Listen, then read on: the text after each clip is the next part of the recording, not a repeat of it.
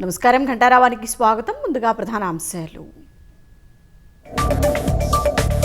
బలం తగ్గుతోందన్న భయంతోనే delimitation bill, ఓబీసీలకు ప్రాతినిధ్యం కల్పించడం లేదని రాహుల్ ధ్వజం.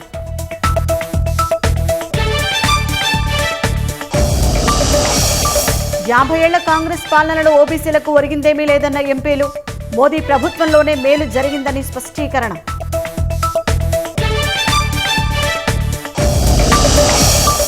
వైసీపీ నేతలు శ్రీహరి, గిరిధర్ రెడ్డికి హైకోర్టులో చుక్కెదురు.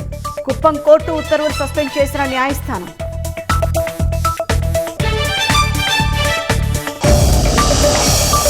వచ్చే వారం అమెరికా, ఇరాన్ రెండో విడత శాంతి చర్చలు, సన్నాహాలు మొదలుపెట్టిన పాకిస్తాన్.